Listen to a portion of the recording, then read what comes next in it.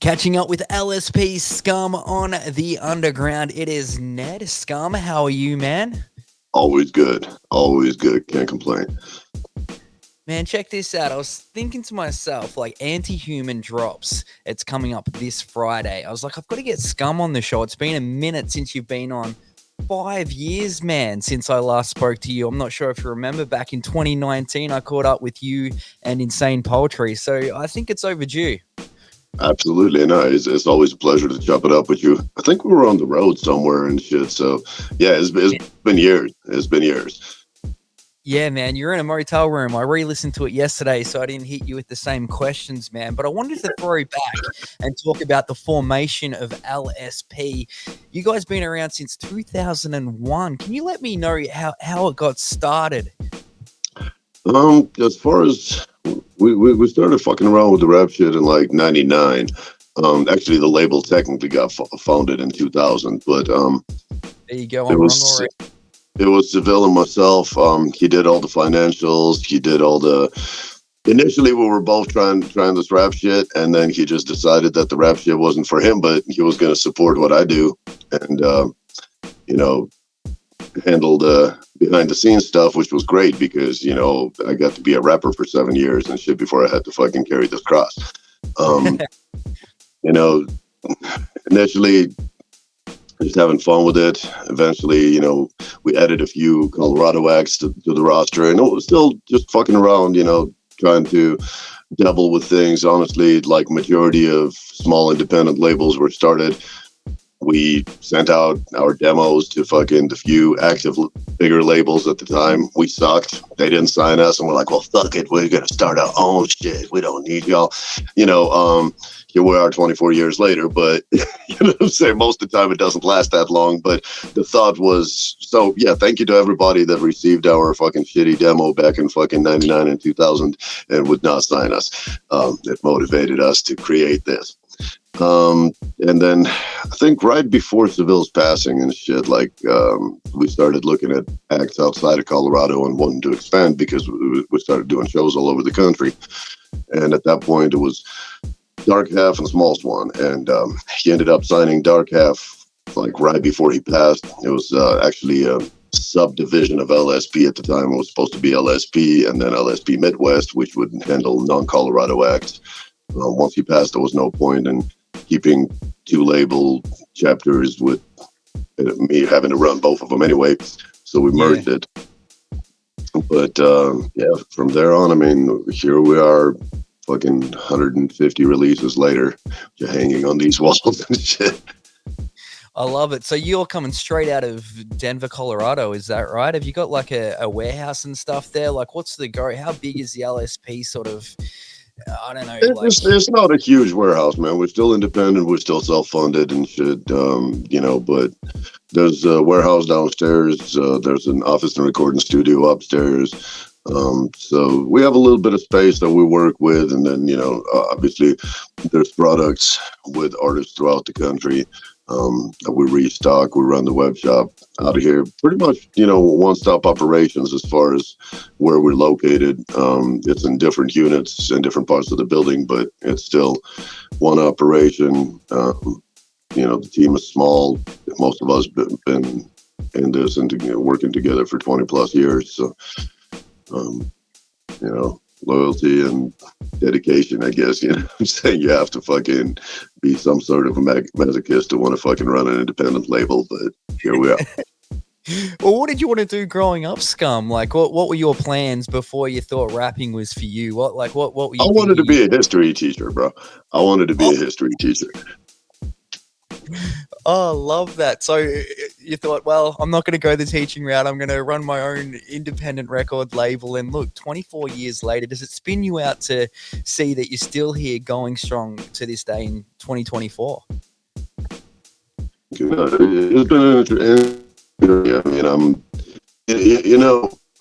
I don't feel that we'll ever get fucking mad rich doing this shit, but the memories are priceless, and I've lived about 10 lifespans already and somehow survived it and met so many awesome people all over the world and shit doing it that no regrets. Interesting you say that, because I was just about to ask, would you change anything over the last, since you got started to where you are now? Is there any big changes you'd make, or are you more of a like everything happens for a type guy? There's always changes. I mean, you know what I'm saying? Like fucking every time you fall and break an ankle and shit, you're like, man, you know, if I just knew, I would not fuck myself up. So of course, you know what I'm saying? There's, we would have gotten where we are a lot quicker. There wouldn't have been so many dead ends and trial and error, because we're self-taught with everything. I mean, you know what I'm saying? Running a business, you know, merchandising, recording. Like I never went to school for any of that shit. So it would have, I'd still do what I do. I just, you know, would definitely skip some wrong turns and get here quicker and without as much damage to my body along the way. But overall, the general, you know, would I go back and be like, nah, I should just get a real career job and be a normie? I wasn't built to be a normie. So I like this shit. Oh, yes, man. I love that. And you've got an Australian connection too, I believe, Scum. I went back, re-listened to our interview, and was it the Facebook page or something was started by guys out here in Australia? Is that right? It was the Scum Facebook. It was during the MySpace era, and I was like one of the fucking last remaining rodents on the sinking ship. And everybody's like, man, fuck MySpace. That shit's about to go down. And MySpace, you know, had a soft spot for Tom and shit. You know, our first out-of-state bookings, paid features, things like that came from MySpace. So I was like, no, man, the MySpace is cracking. And, you know, we had a good following there. And Facebook was the new hot thing and shit. And the homie Matt from Australia that has done so much for us over the years. Shout out Matt Grundy, none but love and respect. I was like, man, let me start this Facebook for you and shit. That's the future. That MySpace shit ain't gonna last. And, you know, like the Three Little Pigs and shit. I'm like, nah, man, it's going to be summer forever and shit. And he was like, let's build a house out of bricks. So when MySpace did crumble and fucking, I was like, fuck, I got to build something new and shit. I'm like the last one to the punch. I was like, oh, shit, man. We did start a Scum Facebook page. Let me get that login. Let me take over. And so, yeah, no, 100% for years, man. We've always had homies out in Australia supporting us and, doing a lot to help us be heard, and I'm thankful for that forever. Yeah, that is awesome right there. I'll tell you what, I was thinking about MySpace a little bit recently. I think it was as much as it gets made fun of, it was an awesome platform. Like there was no... I miss it. Tom just wanted to be your friend and shit, you know what I'm saying? Now Zach wants you to fucking give him your credit card and your fucking social security and a picture of your fucking firstborn's birth certificate, all sorts of shit. Yes, you are preaching right there. That's so true. So yeah, no, if I could go back and shit MySpace all day, but it's too late. We killed it. We burned Tom at the stake. Sorry, Tom, you could be on my top 8 any day. There you go. You can go back and be MySpace, no Facebook. Absolutely love it. All right, man. Let's talk about Anti-Human. It drops this Friday. How's the recording process this time around, Scum? It was crazy. It was, for once, it wasn't rushed at all. I was taking my sweet ass time. I was working on so many different projects, and I had so many songs and even albums sandbagged to where I didn't feel any pressure at any given time. You know, just because I co-founded the label doesn't mean the label don't come fucking and be like, hey, we need a new release. Fucking Ren's due. But I felt that at any given time, if that call came, I'd be like, cool, here's an album, and I could keep working on what I was working on. So my whole work process changed during COVID and shit. Like I decided that this is something I still fucking love, and you know, it's the only job that I really want. And when touring stopped and, you know, my venue was on fucking shutdown and all sorts of shit, I just started going to the lab just like a normal 9 to 5, you know, except different hours. You know, I'd show up at like around 2 and work till like 2 in the morning. But 5 days a week, I was in the studio creating, whether it was paid features, whether it was just songs. So I lost the whole like I'm working for this project. I no longer do that. I come to the studio and I create. And when it's time to put together a project, I come up kind of with the general concept behind it, see which songs would fit that project, and I keep working. Technically, the Anti-Human sessions, I've done almost 3 albums worth of material. So what we ended up doing is picking the ones that fit this particular record and the feel that I want to go with it. And then there's another full-length album which will probably come out later this year, which is also complete and done. But I might end up changing something, adding to it. But that one, preliminary title, Omnicidal, and that's also been finished. So Anti-Human Sessions were like 50-something songs, out of which we ended up using 15 for this particular CD. Well, what's happening with all of those other songs then? If you're like sitting on 35 other songs, you need like another round of Scum lost tapes. Sometimes we'll throw together like a tour exclusive EP or something like that. I mean, some will go to mixtapes and compilations. Some will get dropped as standalone singles. Some will just never see the light of day. I mean, every album there's a butcher's block, and certain pieces just don't make it. I feel that they're good, but I don't know, they just didn't fit. So they got trimmed off. At least with this, like an average album, say I do 15 songs on the CD, I might do like 22 songs and 7 of them will get cut.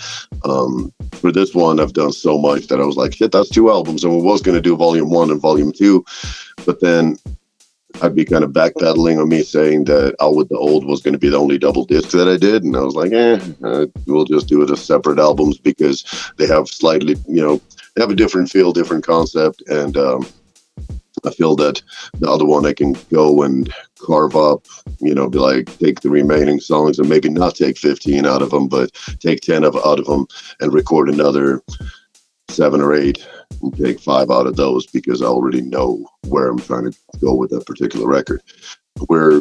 There's so much being created right now. We're working on the new Triple MFD with Insane Poetry. We're working on the new SOS with Smalls One, which is more than halfway finished. I'm working on a metal industrial project with Fiasco, who was our first producer, in-house producer on the label, who is also co-owner of this label.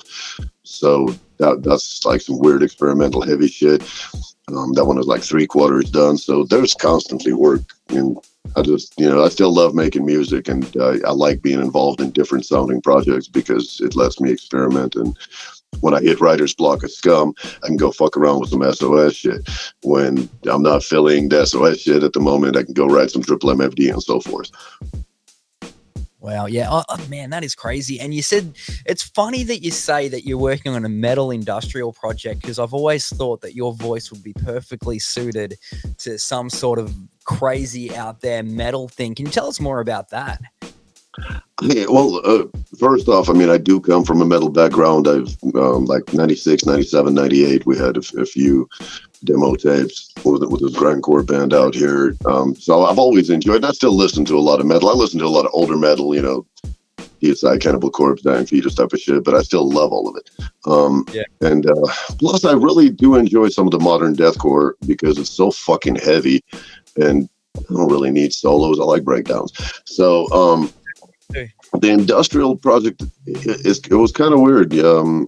Fiasco, after they retired, Death Foretold was just doing more behind the scenes, some production work for us. He'll produce a single here and there. And then one day he came to the lab with like a whole folder of these dope, like metal industrial techno sounding beats, like something that completely is different from the shit that he normally does. He's like, I want to do this project with you and involve as much of the label as possible. So I think like out of our 14 artist roster, there's maybe 10 of them on that album. I'm on every song in some form, whether I'm doing a verse or a chorus or a verse and a bridge and whatever it is. And we're just having fun with it. I mean, it was another one of those projects where there's no deadline. There's no, it's like work it around your tour schedule, work it around, the groups that you do tour with, because that's my bread and butter. We've been slowly working on it here and there in between runs. And I think we're up to like 14 songs done. So pretty close. Nice, pretty man. Close. You really don't stop. And Scum, sorry to get you off topic there, because we were talking about Anti-Human. The Unsobriety video is a good one too. A bit of a hidden message in that. Absolutely. I mean, my majority of my career, people expect that I'm at home fucking doing laps in a pool filled with Jägermeister and fucking doing every possible drug that gets handed to me at these shows and shit. And don't get me wrong, I've done a lot of that. I definitely have done a lot of that. I've done a lot of self-damage and shit. I'm not, as anybody that knows me, they know I enjoy being a part of the party. I don't hide out in green rooms and shit. I don't do fucking paid VIPs most of the time and shit. It's just, I like being around my people. I like partying. But I've also buried more people to drugs and alcohol than probably anything else, be it car wrecks, sicknesses, COVID, shootings, any of that. So it's a weird song for me because I'm embracing the party, but at the same time, I want motherfuckers know that A, there's nothing wrong to walk away when you feel you're losing control and shit. B, try to walk away while you're still alive. And just, as you're considering, continuing the party into an extra day or two, like, hey, I have some kids at home and shit to take care of. So might want to see me alive. A lot of the times for artists, because I've done so many tours, the younger cats that go out with us and shit, the ones that end up either dying or in prison over some dumb shit, it's the ones that we taught them how to party on the road, but we also said, hey, when you come home, you got to turn that shit off and fucking let your body rest, get back to normality. And some people just didn't know how to turn it off, and the shit sucked them up and consumed them and got the best of them. And here we are. So that was kind of the message behind that song, is like, fucking have fun, party, but just, what I'm saying? Like, don't let the shit kill you. Yeah, no, I think that was very good. I checked it out yesterday. I'm like, I think I know what he's going for there, Scum. And is there any more to come off Anti-Human? I don't know what we have planned for visuals. There's definitely, with the album coming so soon and the tour coming up so soon, we probably won't drop anything else off the record till I get to come back. And then I just get, sometimes I hear a song and like, I'm pretty controlling when it comes to what I want in my videos. So I'm like, oh shit, that would make a great video. And then we end up shooting it and, sending it off. I know the next video that's already shot and that's being edited will be the joint off the upcoming next Triple MFD album. We don't even have the album title yet, but we shot that on the last tour, and it's a really dope song. Like, we did all of it on tour. We brought equipment with us, we recorded the song, we mixed the song, we shot the video for it. Just kind of utilizing the days off, and that was actually our solution, because I don't know how to not party at shows. So I was like, cool, the days off that we have, instead of sitting around and turning up, we're gonna get shit done. And we knocked out like 8 features, 3 singles, shot a couple of videos, did a lot of shit. So it was a very productive tour. I was kind of proud of myself when we came back. I'm like, man, at least I got some work done in between. That is absolutely wild. It makes me think, do you have any idea how many songs that you've released over the time, Scum? Because you just pushed them out. Man, at one point I had to count, because we were doing that whole sound exchange shit where you got to submit your catalog at least as close as you can. I know it's over 500 now. As far as like the exact count, it's hard to tell, because I think like that was about 3 years ago, and we were like at 470 or something. And since then, I've done at least 5 more full-length albums. So. You really are the epitome of hard work, Scum. And you're talking about the new Triple MFD album coming out with Insane Poetry. Is that this year as well? I don't know. That's going to depend. If we do it as an EP, it will be this year. If we do it as a full length, it'll probably be next year, because this year I really want to drop that Mechanicus project with Fiasco, and I really want to finish another SOS this year, because we have some really fucking hard-hitting songs that are already done and that we're sitting on, and I want to put it out so we can start performing them and do some shows. Oh, yeah. And speaking of doing shows, you guys really don't slow down. You've got the second leg of the Shadow Snuff tour coming up with Lexa Hexmaster, and you've also got Tom Wood's The Float, I noticed. That one just sort of popped up. Being in Australia, I don't really know too much about it, but it's got a sort of a Gathering of the Juggalos feel to it or something? It does. I love The Floats. I've done 3 of them, and it's more like, to me, it's almost like an old school gathering vibe. I mean, I'm not hating on the kids, and, I'm glad to see, like, without the next generation being involved in shit, all these cultural events for us are eventually going to die off. So I'm happy that they're involved, but I also miss the old days, you know, the cave and rock type of gatherings and shit. And I feel the float is more that vibe. I mean, plus it's the last outdoor underground festival of the year for us. You know, it's like, you know, after that shit starts getting iffy as far as the weather. Last year, Tom actually fucking got me to do the whole float and, you know what I'm saying, fucking feel like a Viking for 8 hours. For anybody watching, if you attend the float and they say, hey, get in the canoe, float down the river a little bit, and you're thinking like an hour or two, no, it's an all day fucking ordeal and shit. We were the most unprepared fucking team. Team Snuff was fucking failing this last year. We got to the finish and we definitely didn't make it last, but we didn't bring water, we didn't bring food, we didn't bring enough cigarettes, we didn't bring fucking sunscreen, we didn't bring shit. We basically just showed up with a lighter, half pack of cigarettes and 2 blunts and thought that fucking this was going to get us through it. It did not. So yeah, this year and shit, like if I do it, I'm going prepared. I'm going for the crown. Yeah, I thought living in Denver you would have been all over that outdoor man type stuff, Scum. First off, I'm a city kid. I mean, I'm raised in Moscow, Russia. I've spent most of my time in the studios, just working. Plus, I like creating at night. I'm pretty antisocial, so like, you know, I function better when there's not a whole bunch of normal people out and about. But Colorado doesn't have much water. That's the thing and shit. Like, we have beautiful mountains and fucking all sorts of other crazy shit, but we don't really have water. So you go to Arkansas, you get in the fucking on the river, and there's all these bugs trying to drink your blood and eat your flesh.